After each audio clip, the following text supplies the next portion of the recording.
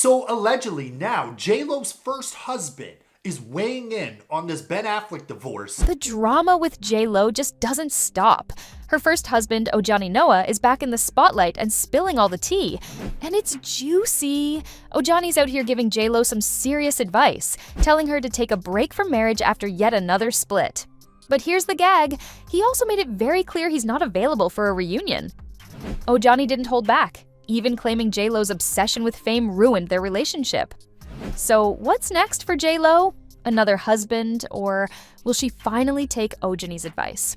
Bro, he's just throwing shade, like straight up. He's like, yo, Ben, I completely get it. You can come over to the man cave. We'll have a couple brews. Let's talk this one out. You know, we both went through the same. So everyone's hopping on the bandwagon and giving their 2 cents on the Bennifer divorce.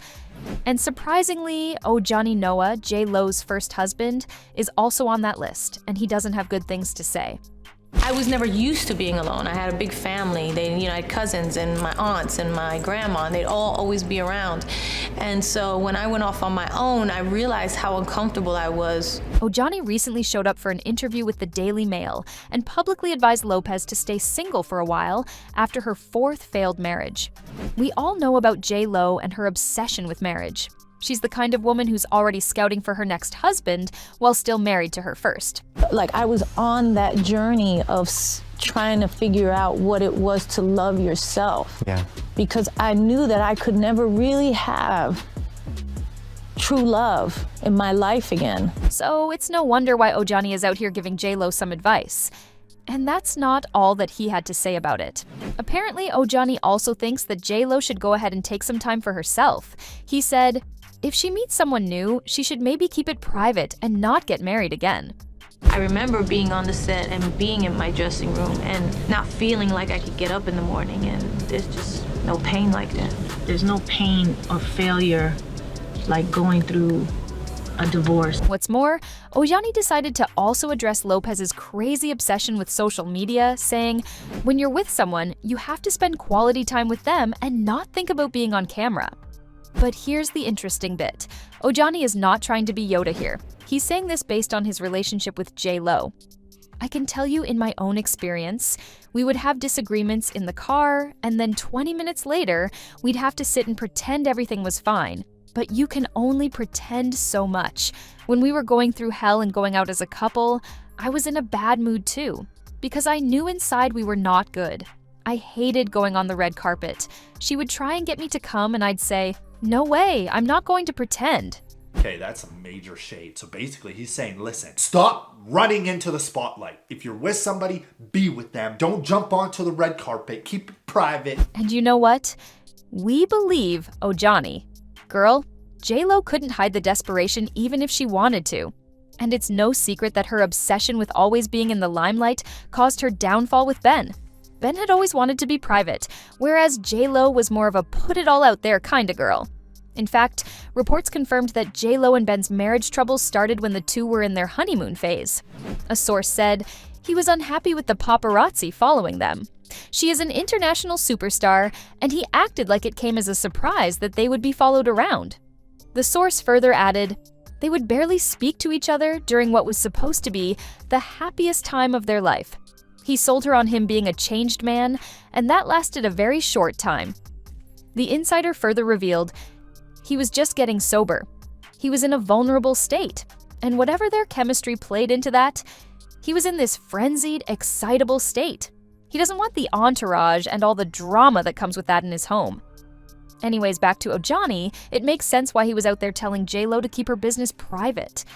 He also added, you need to be yourself so you can find yourself. But that's not all. While Ojani was at it, he also decided to take a trip down memory lane. He talked about what his relationship with the actress was like, revealing, I was there at the beginning of her career supporting her, dealing with her anxieties and insecurities. I was a really good husband because I believe in marriage.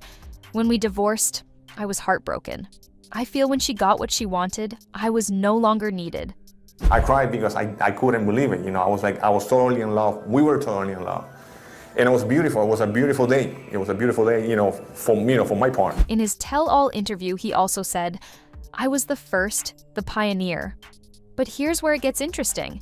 as much as Ojani hates J-Lo, he's still got a soft spot for her. I mean, why else he would say this? She was the most beautiful woman I'd ever seen. She had an incredible body, too. She still does.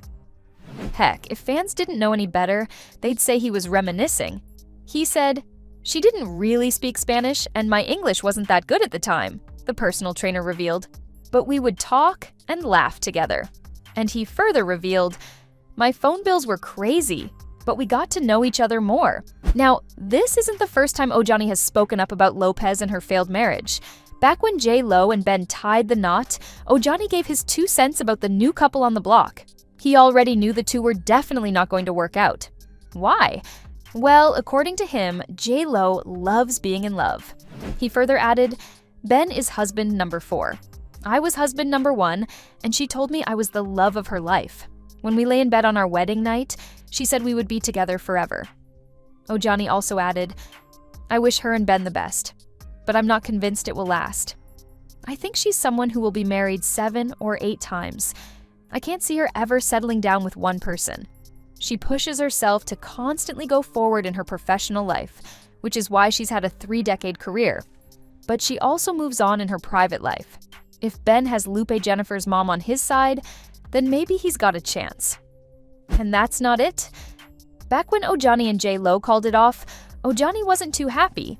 He sat down for a tell-all interview and revealed, "I told her, keep the ring, keep all the things I gave you." He further added, "I didn't want to remember those things that already happened. I was going to think about her. I was going to miss her."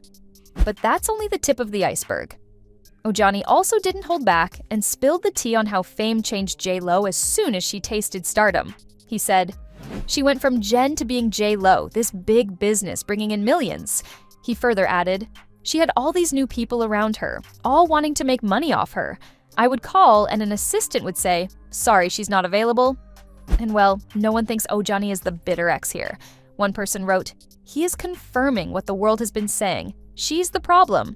Advice to her next husband, make sure to get a prenup that guarantee you $10 million per month for spousal support starting on the day you get married." And that's all for today. What do you think about this situation? Will J-Lo say something? Is she going to find someone new? Let us know what you think in the comment section below, and make sure to give this video a big thumbs up and subscribe to this channel for more videos. We will see you guys in our next video with more updates from the celebrity world.